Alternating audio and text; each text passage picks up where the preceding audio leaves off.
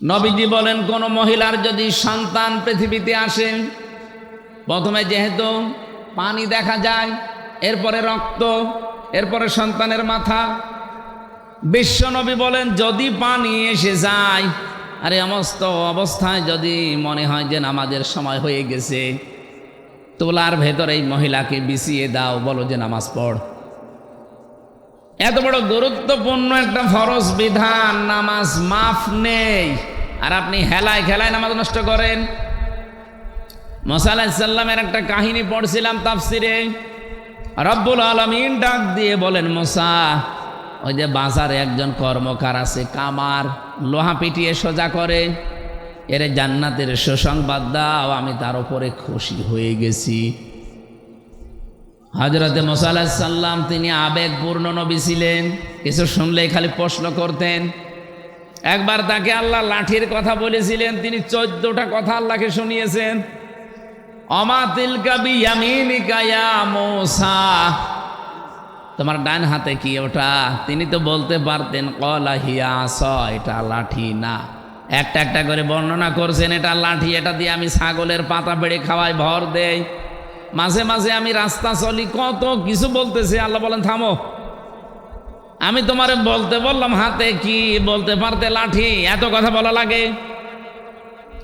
অনেক কিছু শুনলেই শুধু প্রশ্ন করতেন, জানার জন্য। বিশেষ করে রব্বুল আলামিন বলেন, ঠিক আছে, জানতে যখন চাও বাজারে যাও, দেখো ওই লোকটা আসলে কি করে। তিনি বাজারে গেলেন, কোণে দাঁড়িয়ে আছে। আমাদের জামানায় যেভাবে আজান হলে আমরা মনে করি নামাজের সময় হয়ে গেছে, হযরতে মুসার জামানায় 1 ওয়াক্ত নামাজ ছিল ফরজ। ওই জামানায় হয়তো নামাজের সিস্টেম ছিল, আজান না থাকলেও একটা সিস্টেম ছিল ডাকার। এ কামারটা একবার মগুর উঁচু করে মাথার উপরে, আবার লোহার উপরে পিটায়। হঠাৎ করে যখন নামাজের সময় হয়ে গেছে, মগরটা মাথার উপর দিয়ে পেছন দিকে ফেলে দিয়ে তাড়াতাড়ি করে পবিত্র হয়ে নামাজে দাঁড়িয়েছে। মুসা আলাইহিস সালাম অনেকক্ষণ পর্যন্ত তাকিয়ে দৃশ্যটা লক্ষ্য করলেন, আর ডাক দিয়ে বলেন, রব্বুল আলামিন, ওই লোকটা তো মগরটা লোহার উপরে পিটিয়ে এরপরে নামাজে যেতে পারত। যে লোকটা তোমার বিধান মানতে এত বেশি আগ্রহ, এত বেশি, যে লোকটা এত বেশি সচেতন, তুমি তাকে জান্নাত না দিয়ে পারো না, রাজি না হয়ে পারো না। আপনি বলেন তো, তার জীবন থেকে কি পেলেন? একজন কামার। আমাদের কাছে কি নামাজের এই গুরুত্বটা এইরকম আছে? নেই। আজকে থেকে যারা নামাজ আদায় করেন, এই দৃশ্যটা, এই বিষয়টা আমাদের জীবনের সাথে আমরা যেন মিলাতে পারি। নামাজ পড়লেই শুধু মুসলমান থাকা যাচ্ছে না, নামাজটা হওয়া লাগবে।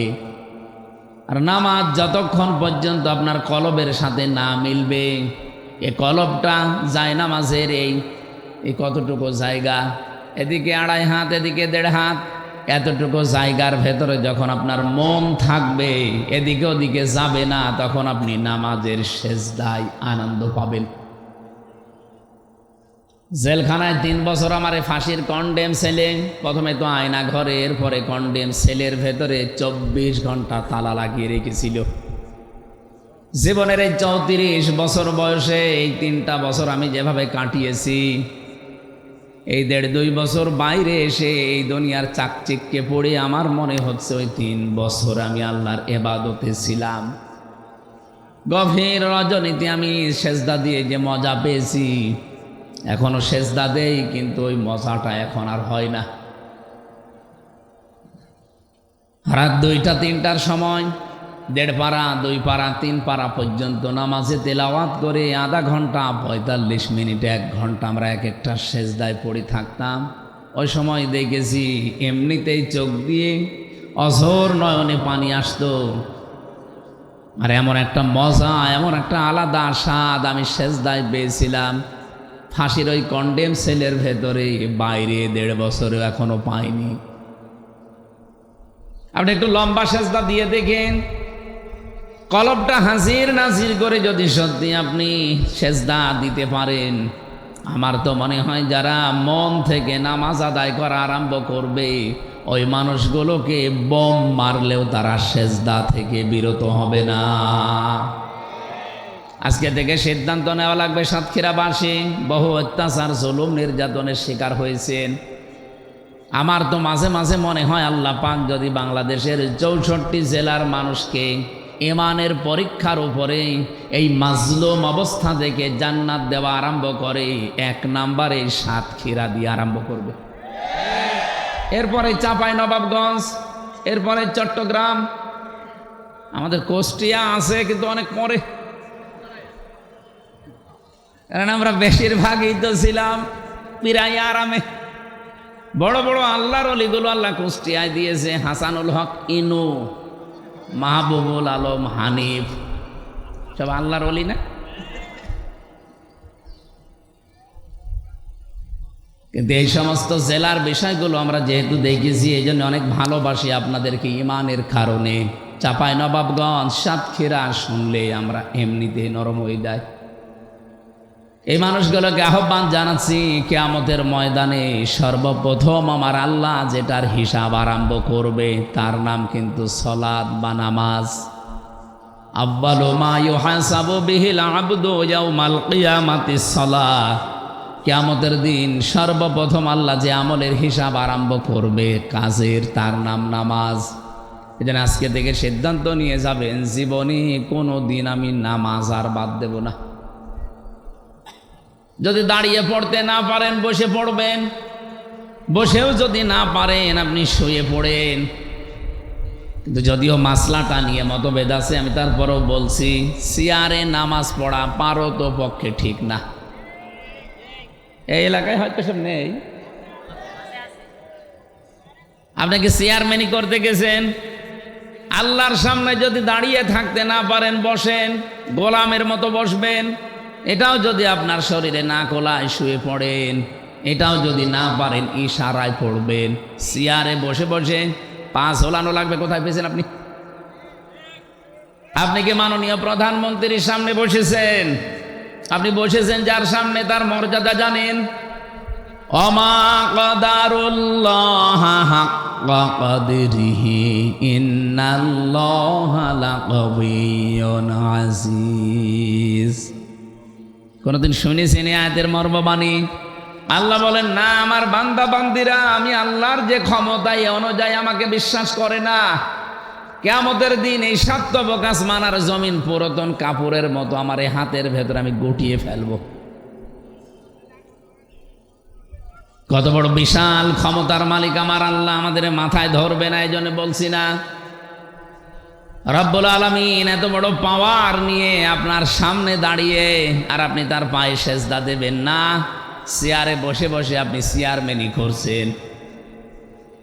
যদিও বিভিন্ন আলেম ওলামা মাসলাটা নিয়ে মতভেদ দিয়েছে, তারপরও আমার দৃষ্টিতে কোরআন হাদিস পড়ে, আমি ফেকা নিয়ে পড়েছি, আমি মুফতি একজন, ফতোয়া দিচ্ছি, আপনারা পারত পক্ষে চেয়ারে বসে নামাজ পড়বেন না। নামাজ হবে না আমি ফতোয়া দিলাম না, কিন্তু পড়বেন না। আপনার তো 4টা ক্রাইটেরিয়া বললাম, দাঁড়িয়ে থাকতে না পারলে বসে পড়েন, বসে না পড়লে শুয়ে পড়েন, শুয়ে না পড়লে ইশারা করবেন। তারপরে যেহেতু নামাজ মাফ নেই, ইয়াউমা ইকশাফু আন সাকি ওয়া ইয়াদউনা ইলাস সুজুদি ফালা ইস্তাতিউন খাশিআতান আবসারুহুম তারহাকুহুম যিল্লাহ ওয়া ক্বাদ কানু ইয়াদউনা ইলাস সুজুদি ওয়া হুম সালিমুন। সূরা কলমের ভেতরে আল্লাহ বলেন কিয়ামতের দিন এই কুদ্দুস, কি কুদ্দুস? রুহুল কুদ্দুসকে, আমির হামজাকে, এ মর্তুজাকে কিয়ামতে আমার সামনে দাঁড় করাবো, বলবো সেজদা দে। যদি দুনিয়াতে সেজদার হক আদায় করে না থাকে, এই মানুষগুলো সেজদা তো দিতে পারবে না, উল্টিয়ে যাবে পেছন দিকে। লাঞ্ছনা, অপমান, গঞ্জনা ওদের মাথার ওপরে, মুখের ওপরে চেপে বসবে। মানুষ ঘৃণায়, এখন যেমন ট্রাম্পকে দেখলে আপনি থুতু নিক্ষেপ করবেন, নেতানিয়াহুকে দেখলে থুতু মারবেন, কিয়ামতের দিন আমরা যদি বেনামাজি হয়ে যাই, আমাদের দেখলেও হাসরবাসী থুতু মারবে। হাতে পায়ে ধরে এই জন্য বলছি নামাজটা বাদ দেবেন না। আল্লাযীনা ইয়াসতামিউনাল কাওলা ফায়াত্তাবিউনা আহসানা উলাইকাল্লাযীনা হাদাহুমুল্লাহ ওয়া উলাইকা হুম উলুল আলবাব। আল্লাহ পাক বলেন, যারা আমার কোরআন শোনে আর এখান থেকে যেগুলো উত্তম বিষয় আছে সেগুলো অনুসরণ করার সিদ্ধান্ত নেয়, উলাইকাল্লাযীনা হাদাহুমুল্লাহ, এই মানুষগুলো তো তারা যাদেরকে আমি আল্লাহ নিজে হেদায়েত দান করি। বলেন সুবহানাল্লাহ। আল্লাহর কাছ থেকে হেদায়েত পেতে হলে মাস্ট বি আপনাকে কোরআনে কারীম শোনার পর তার উত্তম বিষয়গুলো অনুসরণের মাধ্যম হিসাবে গ্রহণ করা লাগবে। 2 নম্বরে, উলাইকা হুম উলুল আলবাব, এবং এই মানুষগুলো আমি আল্লাহর দৃষ্টিতে বুদ্ধিমান। আমাদের দৃষ্টিতে বুদ্ধিমান কারা? দুনিয়াতে যারা টাকা পয়সার মালিক হয়, বেশি ক্ষমতায় বেশি দিন থাকে, বেশি দিন বেঁচে থাকে দুনিয়ায়, নাকি এরা বুদ্ধিমান না? যারা সকালবেলা উঠে এই ধান্দায় থাকে যে কার 12টা বাজাবো, কার নামে মিথ্যা মামলা দিয়ে মিথ্যা সাক্ষী দিয়ে তার জীবন নষ্ট করব, এরকম ধান্দাবাজ মানুষ দেশে নেই? এ জেলায় মনে হয় এরকম মানুষ নেই, অনেক জেলায় আছে। এরা নিজেদেরকে বুদ্ধিমান মনে করে। আল্লাহর দৃষ্টিতে বুদ্ধিমান তারা যারা কোরআনে কারীম থেকে শোনার পরে তার উত্তম বিষয়গুলো দুনিয়ার জীবনে মেনে চলতে পারে। আল্লাহ যেন তার দৃষ্টিতে আমাদেরকে বুদ্ধিমান হওয়ার তৌফিক দেন। বলেন আমিন। এমন কিতাবের আলোচনা শোনার জন্য আমরা অলরেডি বসেছি। আমি ভূমিকায় কয়েক মিনিট এ কোরআনে কারীমের মহত্ব, বড়ত্ব, এর বিশালত্ব, এ কথাগুলোর ওজন কি, সেই কথাগুলো আগে বলার পরে আমি আরম্ভ করছি। আল্লাহ রাব্বুল আলামিন বলেন, আলাউ আন্নামা ফিল আরদি মিন শাজারাতিন আকলামু ওয়াল বাহরু ইয়ামুদ্দুহু মিন বা'দিহি সাবআতু আবহুরিম মা নাফিদাত কালিমাতুল্লাহ ইন্নাল্লাহা আজিজুন হাকীম। সূরা লোকমানে এসেছে 27 নম্বর আয়াতে। রব্বুল আলামিন আয়াত শুরু করার পরেই দেখেন মা শব্দটা দিয়েছেন।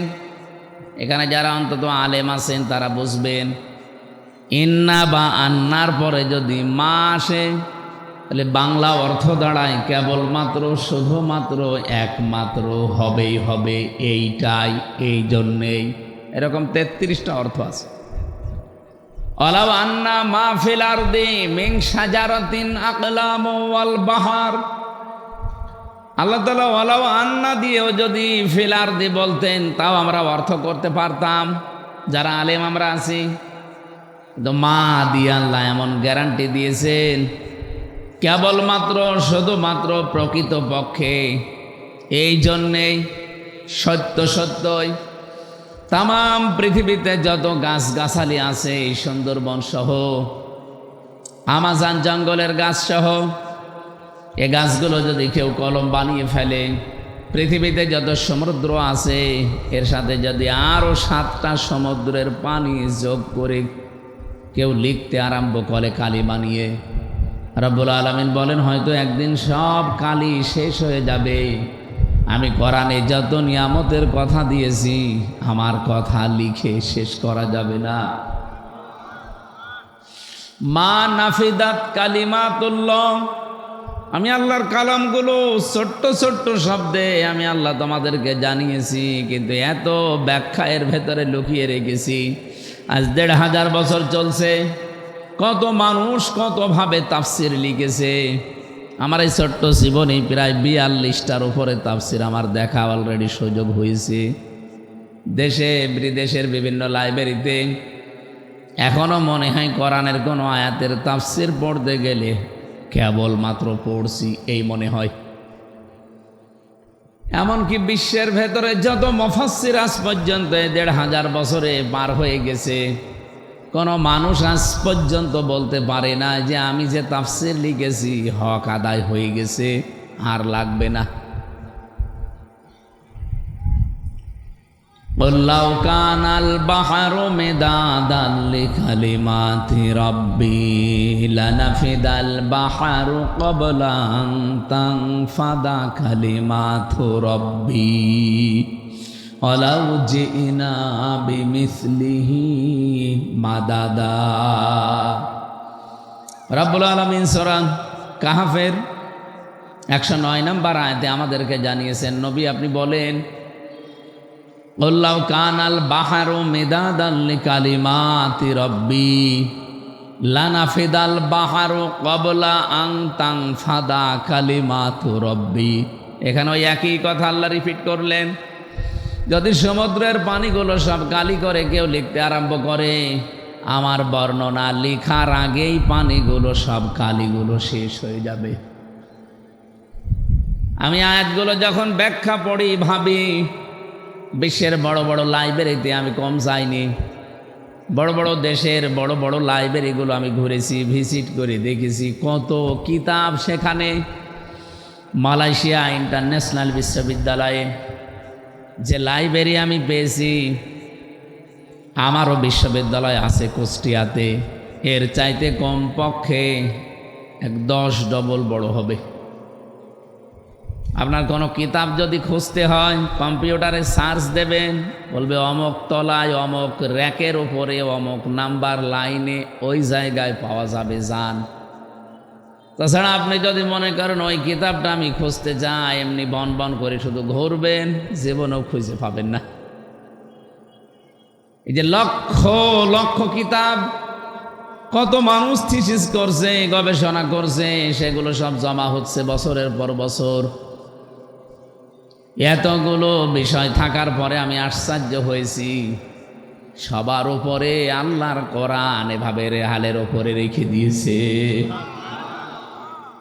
তার মানে বোঝাতে চাচ্ছি কোরআনের ব্যাখ্যা এই লাইব্রেরিতে যত বই আছে সব, এমনকি পৃথিবীতে যত কিতাব আল্লাহ পাঠিয়েছিলেন, তাওরাত, জবর, ইনজিল, 100 সহিফা, সবগুলো এক জায়গায় যা করলে হবে সবগুলো কথা আল্লাহ সূরা ফাতিহায় দিয়ে দিয়েছেন। তাই আমাদের এই ছোট্ট জীবনের ছোট্ট সময়ে 1-1.5 ঘন্টা 2 ঘন্টায় কোরআনের আয়াতের কোনো বিষয় শেষ করা সম্ভব তো নয়, শুধু ইঙ্গিত দেওয়া যায়। আমরা ইঙ্গিত থেকেই যেন শিক্ষাগুলো নিতে পারি, আল্লাহ তৌফিক দেন, আমিন। তেলাওয়াত, রসুলের উপরে দরুদ আর সালাম পাঠ করার মাধ্যমে তেলাওয়াত করেছি মাত্র একটা আয়াত, সূরা লোকমান 12 নম্বর আয়াতটা। 31 নম্বর সূরা কোরআনে কারিমের 34টা আয়াত আছে, 4টা রুকু আছে, মক্কায় নাজিল হয়েছে। লোকমান এটা এক জ্ঞানী ব্যক্তির নাম, ওনাকে আল্লাহ বহু জ্ঞান দিয়েছিলেন, কিন্তু ওনাকে আল্লাহ নবী বানাননি। লা ইয়ানজুরু ইলা সুওয়ারিকুম ওয়া আমওয়ালিকুম ওয়ালাকিন ইয়ানজুরু ইলা কুলুবিকুম ওয়া নিয়াতিকুম। আল্লাহ নবী বলেন, ইন্নাল্লাহা লা ইয়ানজুরু ইলা সুওয়ারিকুম ওয়া আমওয়ালিকুম। অবশ্যই আল্লাহ কোনো মানুষের এই চেহারার দিকে নজর করেন না, তার সম্পদের দিকে, তার পদের দিকে, প্রভাব প্রতিপত্তির দিকে খেয়াল করেন না। আল্লাহ শুধু খেয়াল করেন তার অন্তরের দিকে আর তাকওয়ার দিকে। তার কলবটা আসলে কি বলে, এই কলবের ভেতরে জায়গা আছে কার, এইটা আমার আল্লাহ দেখেন।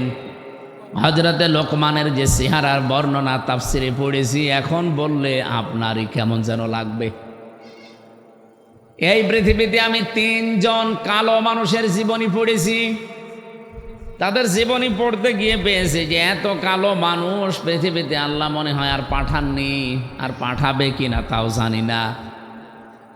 তার ভেতরে হযরতে ওমর রাদিয়াল্লাহু তাআলা আনহুর বাড়িতে একজন কাজ করতেন। 2 নম্বরে হযরতে বেলাল, 3 নম্বরে এই যে সূরাটা পড়লাম লোকমান। তাফসির বর্ণনা ইবনে কাসির বলেন তার জহব্বা ছিল ঝুলে থাকা, ঠোঁটগুলো মোটা, উনি শর্ট ছিলেন, বেটে,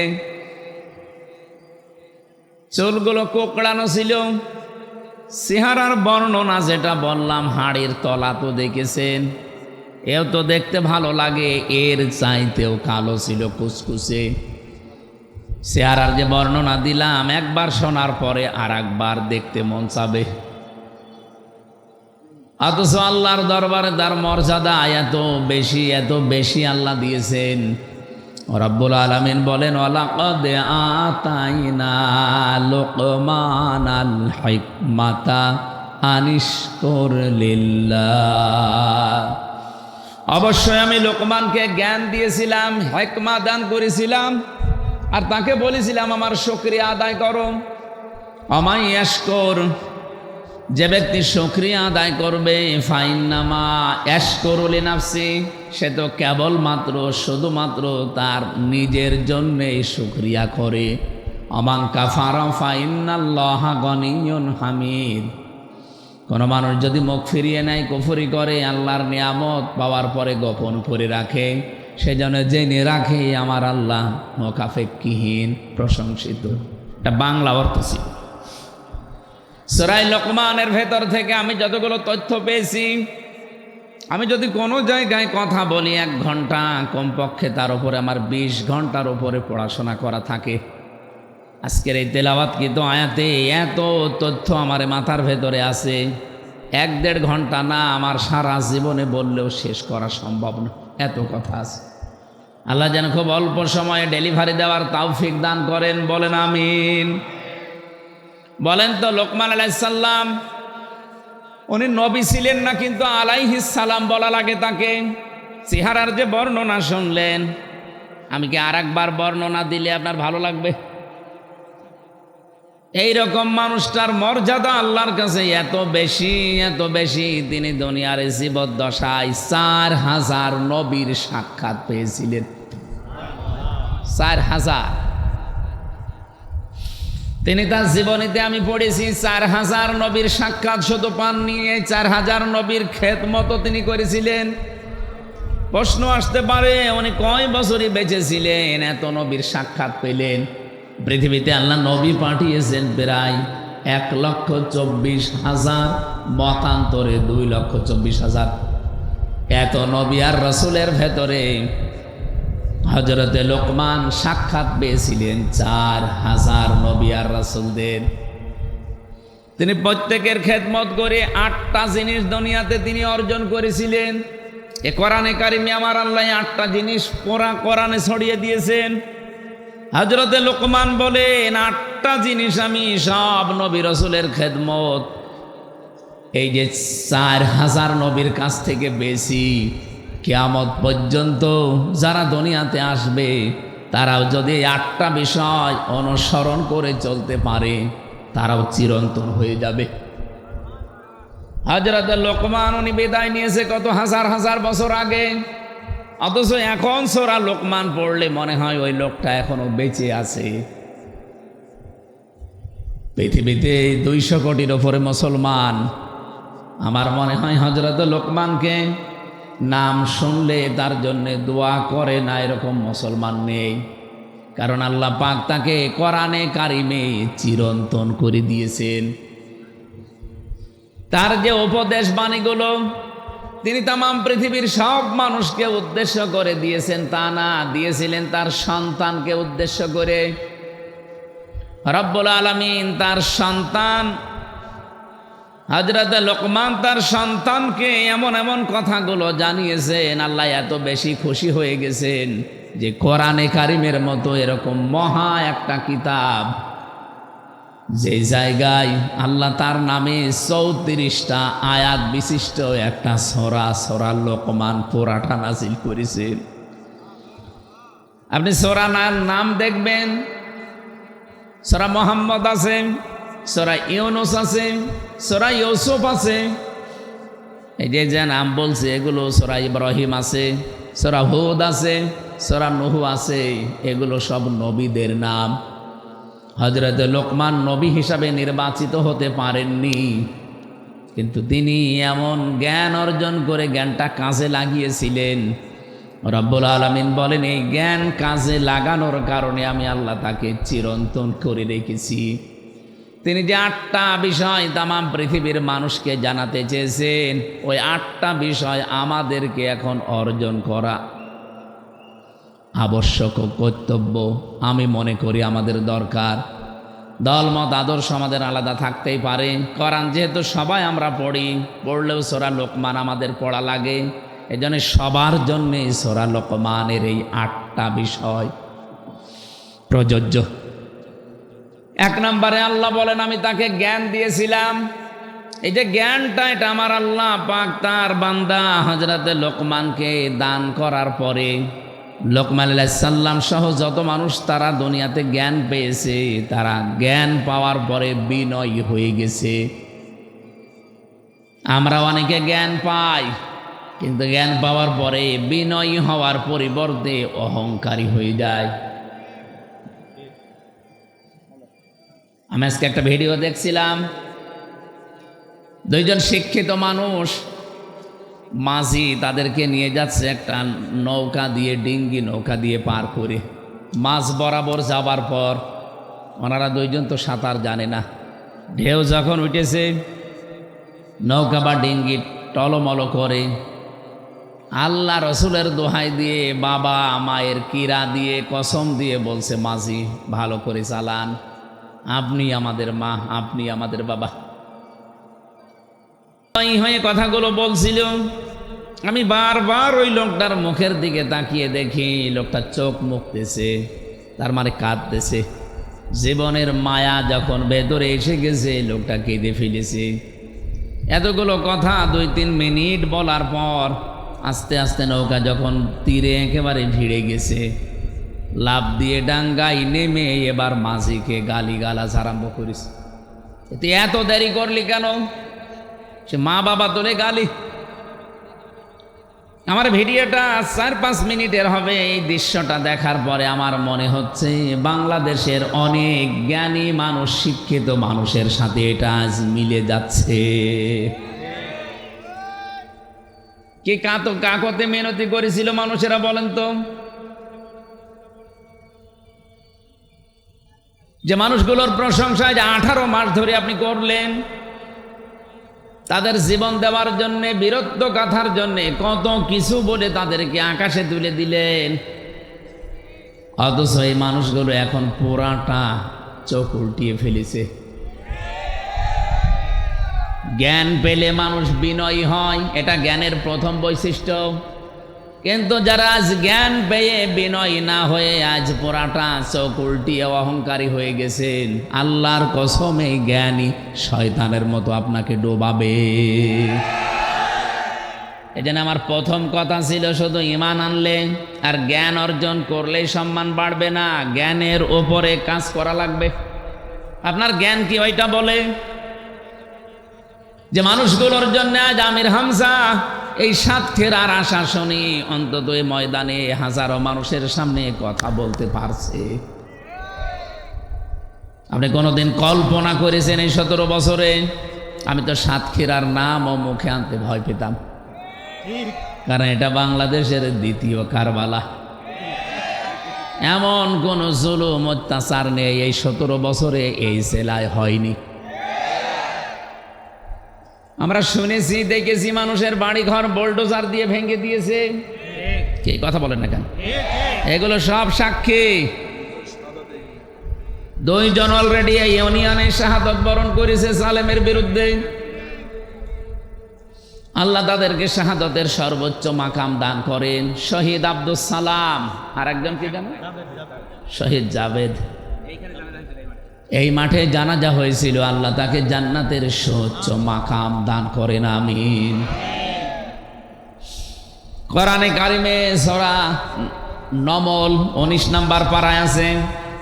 এটা যখন আমি তেলাওয়াত করি মাঝে মাঝে আমার এই আয়াতটা বেশি মনে হয়। ওয়ালাকাদ আতাইনা দাউদা ওয়া সুলাইমানা ইলমা, অবশ্যই আমি দাউদ এবং সুলাইমানকে ইলম দিয়েছিলাম, জ্ঞান দিয়েছিলাম। ওয়াকাল আলহামদুলিল্লাহিল্লাযী ফাদ্দালানা আলা কাসীরিম মিন ইবাদিহিল মুমিনিন। তারা 2 জনে আমি আল্লাহর শুকরিয়া আদায় করেছি। আল্লাযী ফাদ্দালানা আলা কাসীরিম মিন ইবাদিহিল মুমিনিন। এ পৃথিবীতে বহু মুমিন বান্দাদের উপরে তাদের মর্যাদা আমি আল্লাহ প্রতিষ্ঠা করেছিলাম। বলেন তো, যে দুইজন নবীর নাম বললাম, হযরতে সুলাইমান, হযরতে দাউদ আলাইহিস সালাম, তাদের মর্যাদা আমরা সাধারণ মানুষের উপরে বেশি না কম? আকাশের তারকা লক্ষ লক্ষ দেখা যায়, কিন্তু চাঁদ একটা। নবীজি বলেন, নবীদের সম্মান মর্যাদা সাধারণ মানুষের কাছে ঠিক চাঁদের মতো। এইরকম সম্মানী মানুষগুলো কি নত হয়েছিলেন, কি বিনয়ী হয়েছিলেন, আপনি এই আয়াতের পরবর্তী আয়াতগুলো পড়ে দেখবেন সূরা নমলের। আমার মনে হয় বাংলাদেশে আজ যারা অহংকারী হয়ে গেছেন তাদেরকে কোরআনের এই আয়াতগুলো বেশি বেশি পড়া দরকার। যেহেতু অন্য ধর্মের লোক খুব কম আমাদের দেশে, মাত্র এই দেশে বাস করে 8 ভাগ অন্যান্য ধর্মের লোক, আর আমরা আছি এই দেশে নামধারী হলেও 92 ভাগ মুসলমান। এই জন্য আহ্বান জানাচ্ছি, জ্ঞান আল্লাহ যাদেরকে দান করে, জ্ঞানের প্রথম বৈশিষ্ট্য সে বিনয়ী হবে, নম্র হবে। সে জ্ঞান অর্জন করার পরও যদি বিনয়ী নম্রতা কারো ভেতরে না আসে, অহংকার চলে আসে, বুঝতে হবে শয়তান তাকে দখল করে ফেলেছে। কি নাম যেন ভাইয়ের? রুহুল কুদ্দুস। বাড়িতে যাওয়ার পরে ভাবিকে সালাম দিয়েছে, ম্যাডাম সালামের জবাব না দিয়ে ওনার রুহুল কুদ্দুস নাম ধরে গালি দিচ্ছে, মা বাপ তুলে, শুকুরের বাচ্চা, কুকুরের বাচ্চা। ওনার ভালো লাগবে? রাগ হবে না? আপনি কথা শুনতেছেন নাকি ঘুমিয়ে গেছেন? চেয়ারম্যান সাহেবের রাগ হবে না যদি জ্ঞানী হয়ে থাকে, আর যদি জ্ঞান না থাকে উনি রেগেছে, হয়তো হিতে বিপরীত তালাকও দিয়ে দিতে পারে। যে কি পরিশ্রম করে আসলাম, সালাম দিলাম, জবাব না দিয়ে গালি দেয়। কিন্তু জ্ঞানী মানুষ হলে চিন্তা করবে, কি গো, একটা শিক্ষিতা মেয়ে, ভদ্র ঘরের মেয়ে, ভালো বংশের মেয়ে আমি বিয়ে করে আনলাম, আজ 30 বছর সংসারের জীবনে কোনোদিন মাথা উঁচু করে কথা বলে না, আর আজকে সালাম দিলাম আমারে গালি দেয়। অবশ্যই এর জিনে ধরেছে। কি কথা বলছে না? এর জিনে ধরেছে, ভূতে ধরেছে, নয়তো তো গালি দেওয়ার কথা না। আপনি জ্ঞান অর্জন করেও যদি বিনয়ী হতে না পারেন, নম্র ভদ্র হতে না পারেন, আপনি বুঝবেন আপনি আর মানুষ নেই, শয়তান আপনাকে দখল করে ফেলেছে। আশা করি উদাহরণ থেকে আপনি বুঝে ফেলেছেন আমি কি বলতে চাই। হযরতে লোকমান আলাইহিস সালাম তিনি তামাম পৃথিবীর মানুষকে উদ্দেশ্য করে জানিয়েছেন যে আমি আল্লাহর শুকরিয়া আদায় করেছি। 4000 নবীর আমি সাক্ষাৎ পেয়েছি, তাদের খেদমত করে 8টা বিষয় আমি তাদের কাছ থেকে পেয়েছি, আমি নোট করেছি তাফসীর থেকে। 1 নম্বরে তিনি বলেন, ইযা কুনতা ফিস সালাতি ফাহফাজ কলবাকা ওয়া ইযা কুনতা ফি গায়রিল বাইতি ফাহফাজ আইনাকা। তিনি দুনিয়ার মানুষকে জানিয়েছেন, হে পৃথিবীর মানুষেরা, আমি নবীদের কাছ থেকে যে 8টা বিষয় পেয়েছিলাম, তার প্রথম নাম্বারে এই যে নামাজে যখন মানুষেরা দাঁড়াবে তখন যেন কলবের হাজির অবস্থায় নামাজ আদায় করে। লা সলাতা ইল্লা বি হুজুরিল কলব, কলবকে হাজির করা, উপস্থিত করা ছাড়া কিন্তু আপনার নামাজ পড়লেও আদায় হবে না। আজকে থেকে যারা নামাজ আদায় করেন, এই দৃশ্যটা, এই বিষয়টা আমাদের জীবনের সাথে আমরা যেন মিলাতে পারি। নামাজ পড়লেই শুধু মুসলমান থাকা যাচ্ছে না, নামাজটা হওয়া লাগবে। আর নামাজ যতক্ষণ পর্যন্ত আপনার কলবের সাথে না মিলবে, এই কলবটা যায় নামাজের এই কতটুকু জায়গা, এদিকে 2.5 হাত, এদিকে 1.5 হাত, এতটুকু জায়গার ভেতরে যখন আপনার মন থাকবে, এদিকে ওদিকে যাবে না, তখন আপনি নামাজের সেজদায় আনন্দ পাবেন। জেলখানায় 3 বছর আমার ফাঁসির কন্ডেম সেলে, প্রথমে তো আয়না ঘরে, এরপরে কন্ডেম সেলের ভেতরে 24 ঘন্টা তালা লাগিয়ে রেখেছিল। জীবনের এই 34 বছর বয়সে এই 3টা বছর আমি যেভাবে কাটিয়েছি, এই 1.5-2 বছর বাইরে এসে এই দুনিয়ার চাকচিক্যে পড়ে আমার মনে হচ্ছে ওই 3 বছর আমি আল্লাহর ইবাদতে ছিলাম। গভীর রজনীতে আমি সেজদা দিয়ে যে মজা পেয়েছি, এখনো সেজদা দেই, কিন্তু ওই মজাটা এখন আর হয় না। রাত 2টা-3টার সময় 1.5 পারা 2 পারা 3 পারা পর্যন্ত নামাজে তেলাওয়াত করে আধা ঘন্টা 45 মিনিট 1 ঘন্টা আমরা এক একটা সেজদায় পড়ে থাকতাম।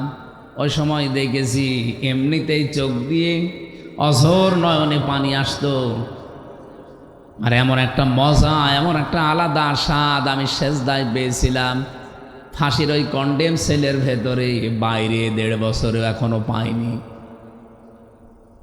আপনি একটু লম্বা সেজদা দিয়ে দেখেন, কলবটা হাজির নাজির করে যদি সত্যি আপনি সেজদা দিতে পারেন, আমার তো মনে হয় যারা মন থেকে নামাজ আদায় করা আরম্ভ করবে, ওই মানুষগুলোকে বোম মারলেও তারা সেজদা থেকে বিরত হবে না। আজকে থেকে সিদ্ধান্ত নেওয়া লাগবে, সাতক্ষীরাবাসী বহু অত্যাচার জুলুম নির্যাতনের শিকার হয়েছেন। আমার তো মাঝে মাঝে মনে হয় আল্লাহ পাক যদি বাংলাদেশের 64 জেলার মানুষকে ইমানের পরীক্ষার উপরে এই মাজলুম অবস্থা থেকে জান্নাত দেওয়া আরম্ভ করে, 1 নম্বরে সাতক্ষীরা দিয়ে আরম্ভ করবে, এরপরে চাঁপাইনবাবগঞ্জ, এরপরে চট্টগ্রাম, আমাদের কুষ্টিয়া আছে কিন্তু অনেক পরে, কারণ আমরা বেশিরভাগই তো ছিলাম পিরাই আরামে। বড় বড় আল্লাহর অলিগুলো আল্লাহ কুষ্টিয়ায় দিয়েছে, হাসানুল হক ইনু, মাহবুবুল আলম হানিফ, সব আল্লাহর অলি না? কিন্তু এই সমস্ত জেলার বিষয়গুলো আমরা যেহেতু দেখেছি, এই জন্য অনেক ভালোবাসি আপনাদেরকে ইমানের কারণে। চাঁপাইনবাবগঞ্জ, সাতক্ষীরা শুনলে আমরা এমনিতে নরম হয়ে যাই। এই মানুষগুলোকে আহ্বান জানাচ্ছি, কিয়ামতের ময়দানে সর্বপ্রথম আমার আল্লাহ যেটার হিসাব আরম্ভ করবে তার নাম কিন্তু সালাত বা নামাজ। আউয়ালু মা ইউহাসাবু বিহিল আবদু ইয়াউমাল কিয়ামাতিস সালাহ। কিয়ামতের দিন সর্বপ্রথম আল্লাহ যে আমলের হিসাব আরম্ভ করবে কাজের, তার নাম নামাজ। এজন্য আজকে থেকে সিদ্ধান্ত নিয়ে যাবেন, জীবনে কোনো দিন আমি নামাজ আর বাদ দেব না। যদি দাঁড়িয়ে পড়তে না পারেন বসে পড়বেন, বসেও যদি না পারেন আপনি শুয়ে পড়েন। কিন্তু যদিও মাসলাটা নিয়ে মতভেদ আছে, আমি তারপরেও বলছি, চেয়ারে নামাজ পড়া পারো তো পক্ষে ঠিক না। এই এলাকায় হয়তো সব নেই। আপনাকে চেয়ারম্যানি করতে গেছেন, আল্লাহর সামনে যদি দাঁড়িয়ে থাকতে না পারেন বসেন, গোলামের মতো বসবেন। এটাও যদি আপনার শরীরে না কোলায় শুয়ে পড়েন, এটাও যদি না পারেন ইশারায় পড়বেন। চেয়ারে বসে বসে পা ঝোলানো লাগবে। কোথায় পেয়েছেন আপনি? আপনি কি মাননীয় প্রধানমন্ত্রীর সামনে বসেছেন? আপনি বসেছেন যার সামনে, তার মর্যাদা জানেন? ওমা কদারুল্লাহ হাক্কা কদরিহি ইন্নাল্লাহা লাকাবিয়্যুন আজিজ। কোনদিন শুনেছেন এই আয়াতের মর্মবাণী? আল্লাহ বলেন, না, আমার বান্দা বান্দিরা আমি আল্লাহর যে ক্ষমতা এই অনুযায়ী আমাকে বিশ্বাস করে না। কিয়ামতের দিন এই সাতবক আসমান আর জমিন পুরাতন কাপড়ের মতো আমার এই হাতের ভেতর আমি গুটিয়ে ফেলবো। কত বড় বিশাল ক্ষমতার মালিক আমার আল্লাহ, আমাদের মাথায় ধরবে না। এই জন্য বলছি না, রব্বুল আলামিন এত বড় পাওয়ার নিয়ে আপনার সামনে দাঁড়িয়ে আর আপনি তার পায়ে সেজদা দেবেন না। চেয়ারে বসে বসে আপনি চেয়ারম্যানি করছেন। যদিও বিভিন্ন আলেম ওলামা মাসলাটা নিয়ে মতভেদ দিয়েছে, তারপরও আমার দৃষ্টিতে কোরআন হাদিস পড়ে, আমি ফেকা নিয়ে পড়েছি, আমি মুফতি একজন, ফতোয়া দিচ্ছি, আপনারা পারত পক্ষে চেয়ারে বসে নামাজ পড়বেন না। নামাজ হবে না আমি ফতোয়া দিলাম না, কিন্তু পড়বেন না। আপনার তো 4টা ক্রাইটেরিয়া বললাম, দাঁড়িয়ে থাকতে না পারলে বসে পড়েন, বসে না পড়লে শুয়ে পড়েন, শুয়ে না পড়লে ইশারা করবেন। তারপরে যেহেতু নামাজ মাফ নেই, ইয়াউমা ইকশাফু আন সাকি ওয়া ইয়াদউনা ইলা সুজুদি ফালা ইস্তাতিউন খাশিআতান আবসারুহুম তারহাকুহুম যিল্লাহ وقد كانوا يدعون إلى السجود وهم سالمون। সূরা কলমের ভেতরে আল্লাহ বলেন কিয়ামতের দিন এই কুদ্দুস, কি কুদ্দুস? রুহুল কুদ্দুসকে, আমির হামজাকে, এ মর্তুজাকে কিয়ামতে আমার সামনে দাঁড় করাবো, বলবো সেজদা দে। যদি দুনিয়াতে সেজদার হক আদায় করে না থাকে, এই মানুষগুলো সেজদা তো দিতে পারবে না, উল্টিয়ে যাবে পেছন দিকে। লাঞ্ছনা, অপমান, গঞ্জনা ওদের মাথার ওপরে, মুখের ওপরে চেপে বসবে। মানুষ ঘৃণায়, এখন যেমন ট্রাম্পকে দেখলে আপনি থুতু নিক্ষেপ করবেন, নেতানিয়াহুকে দেখলে থুতু মারবেন, কিয়ামতের দিন আমরা যদি বেনামাজি হয়ে যাই, আমাদের দেখলেও হাসরবাসী থুতু মারবে। হাতে পায়ে ধরে এই জন্য বলছি নামাজটা বাদ দেবেন না।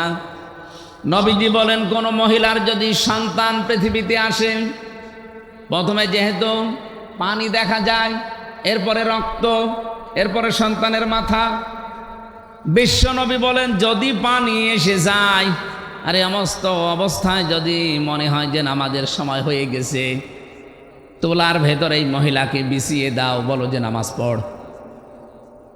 এত বড় গুরুত্বপূর্ণ একটা ফরজ বিধান, নামাজ মাফ নেই, আর আপনি হেলায় খেলায় নামাজ নষ্ট করেন। মুসা আলাইহিস সালামের একটা কাহিনী পড়ছিলাম তাফসিরে। রব্বুল আলামিন ডাক দিয়ে বলেন, মুসা, ওই যে বাজারে একজন কর্মকার আছে, কামার, লোহা পিটিয়ে সোজা করে, এর জান্নাতের সুসংবাদ দাও, আমি তার উপরে খুশি হয়ে গেছি। হযরতে মুসা আলাইহিস সালাম তিনি আবেগপূর্ণ নবী ছিলেন, কিছু শুনলেই খালি প্রশ্ন করতেন।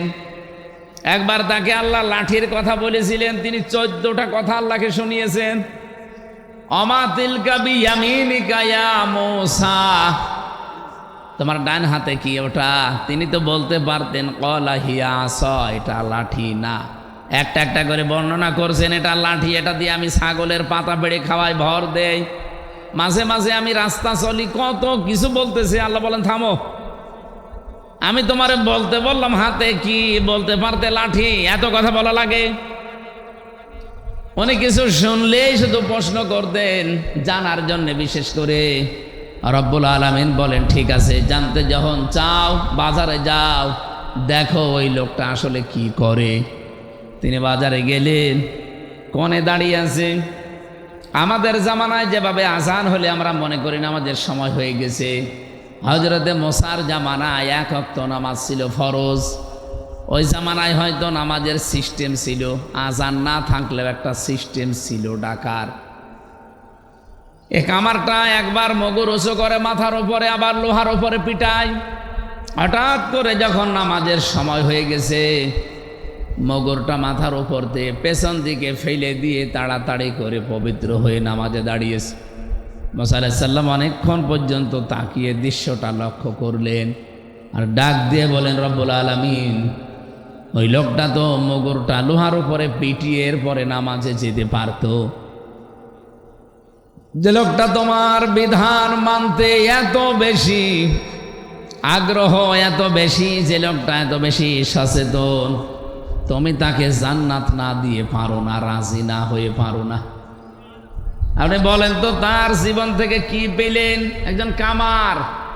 আমাদের কাছে কি নামাজের এই গুরুত্বটা এইরকম আছে? নেই। রমজান এসেছিল যতগুলো শিক্ষা দিতে, আমি তো প্রায় 27টা শিক্ষার উপরে অর্জন করেছি। এখন আমার কাজ হবে, আমার যে হাদিস ছিল, আহাব্বুল আমালি ইলাল্লাহি আদওয়ামুহা ওয়া ইন ক্বাল্লা, বুখারী শরীফের হাদিস। নবীজি বলেন আল্লাহর কাছে পৃথিবীতে সবচাইতে ভালো মহব্বতের ভালোবাসার কাজ হচ্ছে ওইটা যেটা কন্টিনিউয়াস করা হয়, প্রতিনিয়ত প্রতিদিন করা হয়, যদিও কাজটা অল্প হয়। রমজানে যেহেতু একটা অভ্যাস আমাদের তৈরি হয়ে গেছে, নামাজ আদায় করা, জামাতে নামাজ পড়া, এমনকি তাহাজ্জুদেরও অভ্যাস আমাদের অনেকের হয়ে গেছে। এটা ধরে রাখবেন, কন্টিনিউয়াস, কম হোক তারপরও ধরে রাখেন। আদওয়ামুহা ওয়া ইন কাল্লা, যদি আপনি এটা বাস্তবে রাখতে পারেন দায়েম কায়েম ভাবে, কন্টিনিউয়াস ভাবে, একটা দিন এভাবে করে করে, অল্প হলেও আমার আল্লাহর কাছে এটা সবচাইতে দামি কাজ। বলেন সুবহানাল্লাহ। দুনিয়াতে যত ইবাদতের কথা আমরা পড়েছি, মাওলানা সাহেব বলছিলেন এই জমিন যার, বিধান চলবে তার, এটা আল্লাহর কাছে প্রিয় কাজ। অন্যান্য হাদিসের বর্ণনা আছে এই পৃথিবীতে আল্লাহর কাছে প্রিয় কাজ হচ্ছে তাকে সেজদা দেওয়া। আমি পড়া কোরআন শরীফের ভেতরে দুইটা কাতারের কথা পেয়েছি। কাতার, এই দুইটা কাতারকে আল্লাহ সবচাইতে বেশি ভালোবাসেন, দেখলেই তিনি খুশি হয়ে যান। এক নম্বরের কাতার পাবেন সূরা সফ 4 নম্বর আয়াতে, ইন্নাল্লাহা ইউহিব্বুল্লাযীনা ইউকাতিলুনা ফী সাবিলিহি সাফফান কান্নাহুম বুনয়ানুম মারসুস। অবশ্যই আল্লাহ তোমাদের ভেতরে ওই কাতারকে বেশি ভালোবাসেন যারা সীসা গলা প্রাচীরের মতো ঐক্যবদ্ধ হয়ে জমিনে আল্লাহর বিধান কায়েমের জন্য চেষ্টা করে। আর সাতক্ষীরার মানুষের এটা করছে আমি জানি। এখানে 4টা আসনে 4টায় আপনারা ইনসাফের পক্ষে রায় দিয়ে সংসদে কোরআনের পক্ষে কথা বলার জন্য পাঠিয়েছে। আপনার কি মনে হয় মুহাদ্দিস রবিউল বাশার জীবনেও কোনোদিন মূর্তির পক্ষে কথা বলবে? কথা বলে না কেন? উনি শিরিক করতে বলবে। ওখানে যদি 2টা দিনও সময় পায়, 5 মিনিটও সময় পায়, 1 মিনিট হয়তো আল্লাহর প্রশংসা করবে, 4 মিনিট আপনাদের কথা তুলে ধরবে। কিন্তু বহু মানুষকে আমরা দেখছি সংসদ অধিবেশন শুরু হওয়ার পর থেকে আজকের পর্যন্ত যেই কয়টা অধিবেশনে গেলাম, সিরিয়াল হিসাবে যাদের নাম আসে তারা আল্লাহর প্রশংসা তো দূরের কথা, শুধু মানুষের প্রশংসায় পঞ্চমুখ। কেন এত মানুষের প্রশংসা করা লাগবে কেন? কে কোন জামানায় মারা গেছে, কে কি করেছে, অত কথা আপনার বলার দরকার কি? আপনাকে বানিয়েছে যে তার নাম বলবেন বিসমিল্লাহির রহমানির রহিম, এরপরে আপনার যে দায়িত্ব জনগণ তুলে দিয়েছে এই কথা বলেন। সময় দিয়েছে 5 মিনিট, 4.5 মিনিট গেছে বিভিন্ন মানুষের বন্দনা করতে। এখন বলে মাননীয় স্পিকার আমারে আরেকটু সময় দেন। আরে তোর সময় দিলাম 5 মিনিট, কি করলি তুই? তোর এলাকায় একটা ব্রিজ নেই, ব্রিজের কথাটা বলতে পারলি না, আর হাফ মিনিট আছে, এখন বলছে সময় দেন। এই তেল মারা জাতি, এটা বন্ধ করা লাগবে। আমি তো ফলোয়ার এখনো পাইনি, যদি পাই 29 তারিখে এই তেল মারা বন্ধ করব। যেখানে সংসদের এক একটা মিনিটে বাংলাদেশের মানুষের টাকা খরচ হয় প্রায় 25,000-এর উপরে এক এক মিনিটে, আর সেখানে আপনি তেল মারেন মানুষকে। এই খুলনা, সাতক্ষীরা, বাগেরহাট এ সমস্ত এলাকায়, বিশেষ করে যে আশাশুনি, শ্যামনগর, কয়রা, পাইটকেলঘাটা, এরপরে পাইকগাছ এলাকায় কত দুঃখ দুর্দশা মানুষের। রাস্তাঘাটও সেরকম ভালো না। এসেছে নাকি আমাদের কি এমপি সাহেব? ও ভালো আছেন আপনি? ঠিক আছে, বসে। ভারপ্রাপ্ত হলে হবে, এবার ভার ফেলে দেওয়া লাগবে। হ্যাঁ ইনশাল্লাহ ভার এবার আর থাকবে না। আসল চেয়ারম্যান হিসাবে আল্লাহ কবুল করেন, আমিন। আমরা কি বলতে চাচ্ছিলাম যেন আপনাদের সামনে? প্রশংসা মানুষ আদায় করতে হবে কার? প্রতিদিন অন্তত 17 বার করে আপনার মুখ দিয়ে আল্লাহ এই কথাটা বের করে নেয়। আপনি দেখবেন প্রতিদিন 17 বার। যদি আপনি নফল সুন্নত মানে নামাজ নাও পড়েন, শুধু ফরজ নামাজও পড়েন, তাও 17 বার বলা লাগে আলহামদুলিল্লাহি রাব্বিল আলামিন। প্রশংসা কার? এখানে যে আলিফ লাম দেওয়া আছে, হয়তো এনারা জেনারেল শিক্ষিত মানুষ বুঝবে না, আলেমদের জিজ্ঞাসা করেন। আলিফ লাম 4 প্রকার হয়। এখানে আল্লাহ পাক নির্দিষ্ট করে দিয়ে দিয়েছেন যে যত প্রশংসা হতে পারে তুমি তোমার মুখ দিয়ে বলো আল্লাহ সব প্রশংসার মালিক তুমি। এমনকি আমি দেখেছি কাবা শরীফে মানুষ যখন যায়, যে কাপড়টা পরে যায় ওটা মনে করি আমরা যে এহরামের কাপড় না, ওটা কাফনের কাপড়। মানুষ তো আমরা মরে গেলে তাকে ধোয়ানো, গোসল করানো, এরপরে কাফনের কাপড় পরাই। আর আমি হামজা নিজেই মরে গেছি, এরপরে নিজেকেই নিজে কাফনের কাপড় মানে এহরামের কাপড় পরেছি, ওটা আসলে কাফনের কাপড়। এটা পরার পরে আল্লাহর ঘরের দিকে চারিদিকে বারবার ঘুরি, মানে কি যে আল্লাহ আমি সব ছেড়ে দিয়ে এসেছি, তোমার পেছনে ঘুরতেছি। এক নম্বরেই বলা হয় লাব্বাইক, আল্লাহ আমি কিন্তু উপস্থিত হয়ে গেছি তোমার দরবারে। আল্লাহ বলেন দাঁড়া, কোথায়? সেই বাংলাদেশ, ৬,০০০ কিলোমিটার দূর থেকে এসেছি মক্কায়, আমার ঘরের কাছে এসে বলছি লাব্বাইক। ঠিক আছে দাঁড়া, তোর নাম আমার হাসিরা খাতায় আমি লিখে নেব, কিন্তু এক নম্বরে তোরে বলা লাগবে যে আমি মুশরিক না। লাব্বাইক আল্লাহুম্মা লাব্বাইক লা শারীকা লাকা লাব্বাইক। এক নম্বরে স্বীকৃতি দেওয়া লাগে যে আল্লাহ আমি হাজির হয়ে গেছি। আল্লাহ বলেন তোর নাম আমি লিখবো হাজিরা খাতায়, তুই যে আমার বান্দা, তুই যে আমার বান্দি, এই কথাটা আমি লিখবো, কারণ এই শব্দটা এত দামি আমি আল্লাহর কাছে। কোরআন শরীফের ভেতরে বিশ্ব নবীকে আমি যত নামে নামে ডাক দিয়েছি, সবচাইতে প্রিয় নাম আমি আল্লাহর কাছে বান্দা। এই জন্য কোরআন শরীফে দেখবেন তাবারাকাল্লাযী নাযালাল ফুরকানা আলা আবদিহি লিয়াকুনা লিল আলামিনা নাযীরা। এই আয়াতের মাঝখানে আবদুন আছে, আবদুন মানে বান্দা। ওয়াইন কুনতুম ফি রাইবিম মিম্মা নাযালনা আলা আবদিনা, এখানে আলা আবদুন শব্দ দিয়েছেন। আবদুন মানে দাস, বান্দা, গোলাম, ভৃত্য, সার্ভেন্ট যাই বলেন। আল্লাহর কাছে শব্দটা এত দামি, এত ভালোবাসেন আল্লাহ। মানুষ যখনই তার ঘরে যে কথা বলে লাব্বাইক আল্লাহ আমি হাজির, আমি তোমার বান্দা, তোমার দাস, তুমি একটু লিখে নাও। আল্লাহ বলেন দাঁড়া, বল যে আমি আল্লাহ তোমার সাথে শরিক করি না, আমি মুশরিক না, আমার চিন্তা চেতনায় কোনো শিরিকের গন্ধ নেই, আমার কাজকর্মে কোনো শিরিক নেই। এই কথাটা বলার পরে আপনার নাম আল্লাহ লিখবে না, স্পেশাল ভাবে 3টা স্বীকৃতি আপনার মুখ দিয়ে আল্লাহ নিয়ে নেয়। এক নম্বরে বলা লাগে ইন্নাল হামদা, হামদের আগে আলিফ লাম, এর আগে আছে ইন্না। আল্লাহকে আপনি নির্ধারিত করে বলছেন ইন্নাল হামদা, অবশ্যই যত প্রশংসা আছে দুনিয়াতে, আজকে থেকে আমি আর কারো প্রশংসা করব না, সব প্রশংসা আমি তোমার জন্য দিয়ে দিলাম। এতটুকু বলার পরও আপনার নাম হাজিরা খাতায় উঠবে না। 2 নম্বরে বলা লাগে ওয়া নি'মাতা লাকা, যত নিয়ামত তুমি আমাকে দিয়েছো এই নিয়ামতগুলো আজকে থেকে আমি তোমার জন্য ব্যয় করব। ক্ষমতাটা নিয়ামত কার? আরো জোরে বলেন। আমি যে সুস্থ আছি এ নিয়ামত কার? দিন দিন আমার শরীরের অঙ্গ প্রত্যঙ্গগুলো সব আমার হাতছাড়া হয়ে যাচ্ছে। কখন যে চুল পেকে যায় আমাকে বলেও না, কখন যে দাঁত নড়ে যায় আমাকে বলেও না, চামড়া কখন ঝুলে যাচ্ছে আমারে বলেও না। বলেন দিন দিন আমি একটা জগতের দিকে এগিয়ে যাচ্ছি।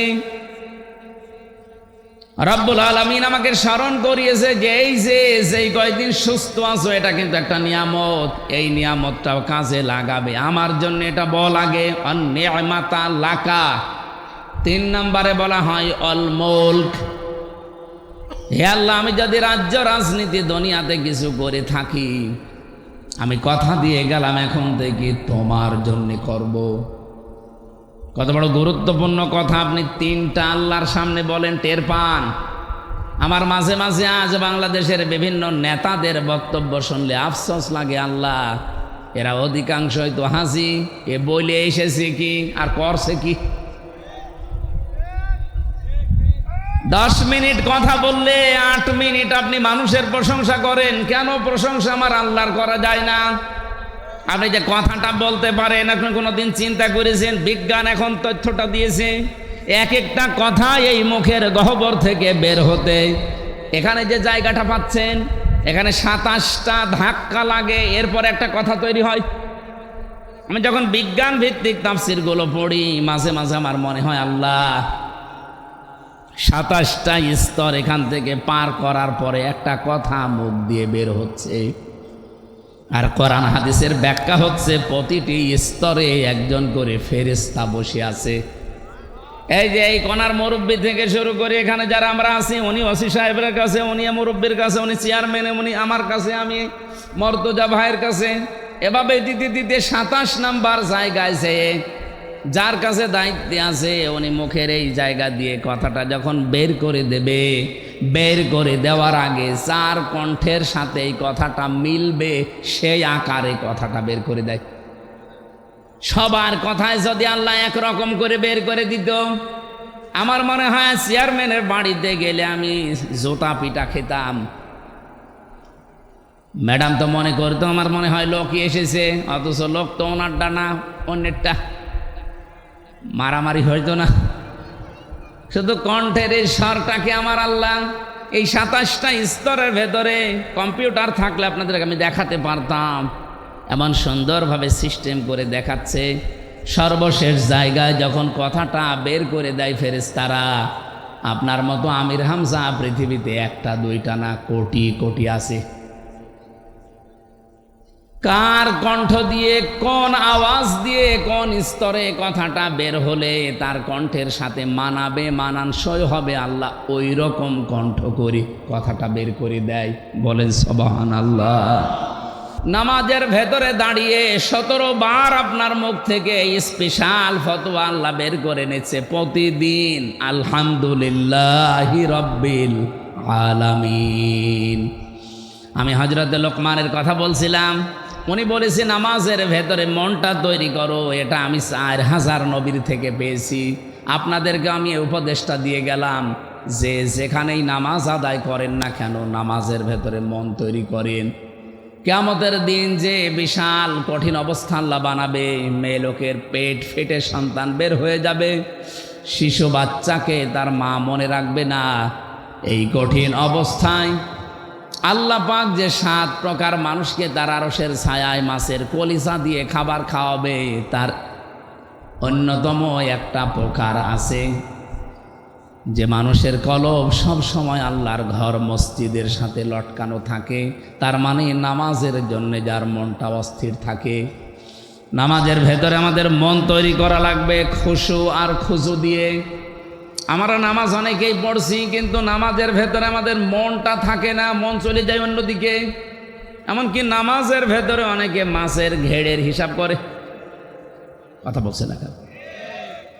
নামাজের ভেতরে দাঁড়িয়ে সাহাবা একরামের জীবনী আমি পড়ি, আর মাঝে মাঝে ওই জেলখানার কথা ভাবি যে হ্যাঁ কিছুটা হলেও জেলের নামাজগুলো একটু ভালো ছিল। বাইরে এসে এত ব্যস্ততা, নামাজ পড়তে 2 রাকাত নামাজে তো অন্তত 5 মিনিট লাগার কথা, 3 মিনিটে ছাতা শেষ হয়ে যায়। হযরত তালহা নামাজে দাঁড়িয়েছিলেন, পাশেই তার একটা বাচ্চা খেলা করছিল। পাহাড়ি এলাকা থেকে একটা সাপ এসে বাচ্চাটাকে জড়িয়ে ফেলেছে।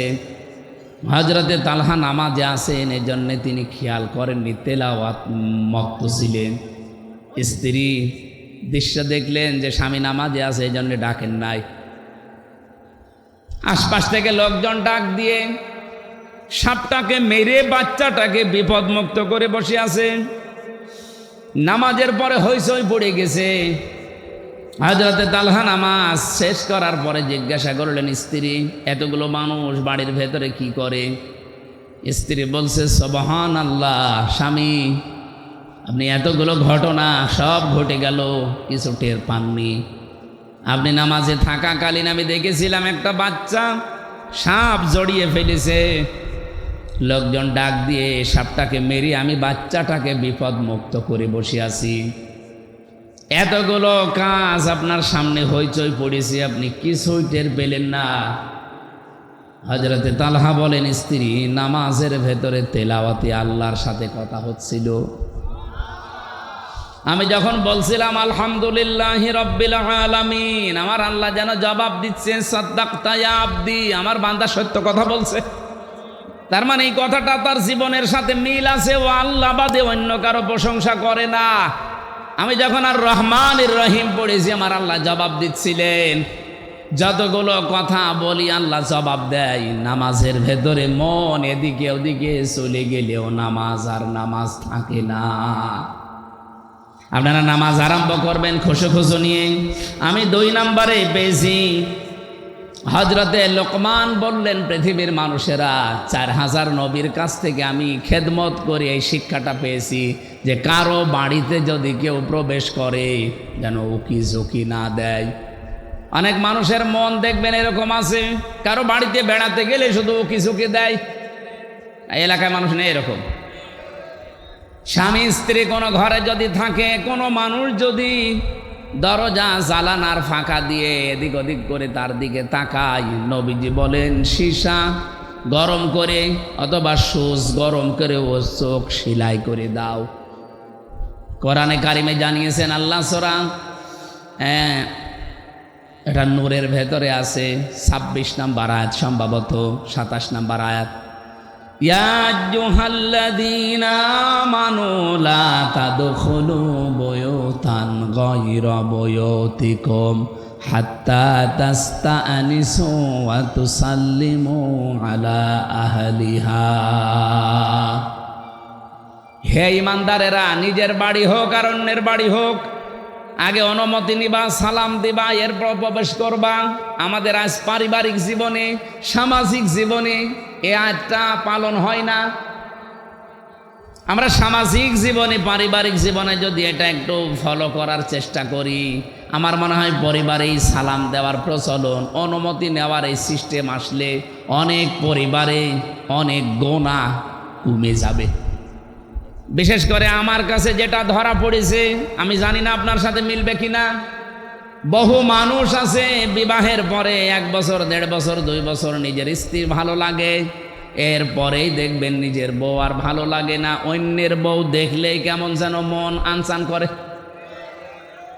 এটা একটা রোগ। এটা কি? এই যে নিজের বউ যার কাছে ভালো লাগে না, অন্যেরটা দেখলেই মন ভালো হয়ে যায়। এরকম লোক আছেন কারা? হাত তোলেন তো। এলাকায় সব নেই।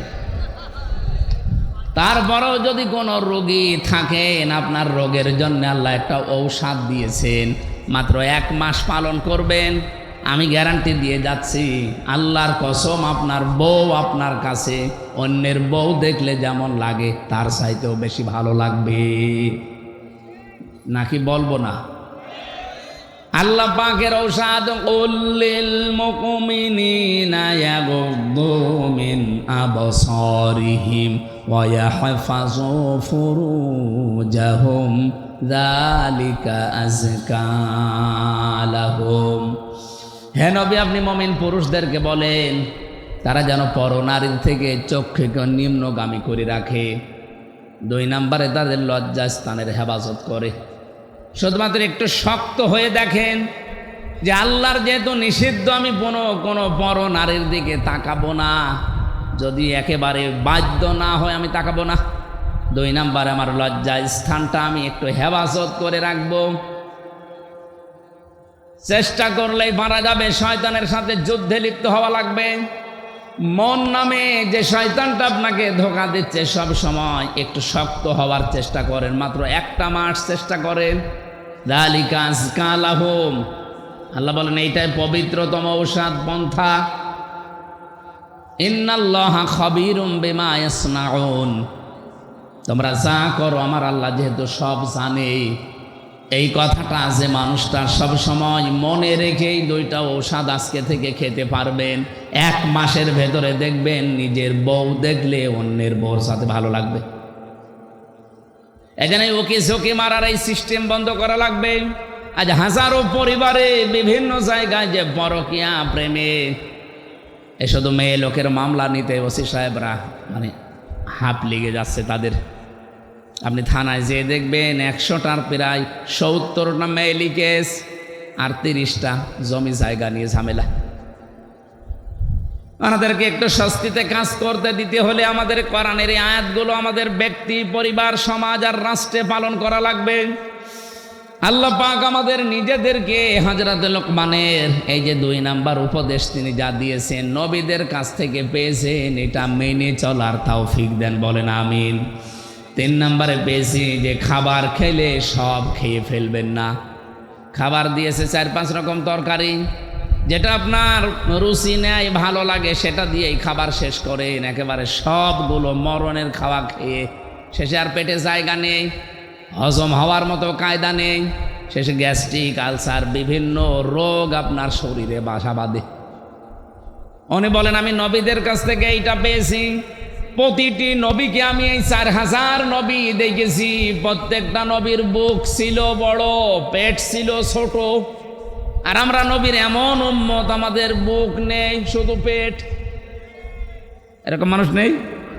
এত বড় বড় ভুঁড়ি হয়, উকুন মারা যায় ভুঁড়ির ওপরে। মহিলারা লজ্জা পায় যে কি গো, ছেলে মেয়ে হয় আমাদের আর পেট হয় এর।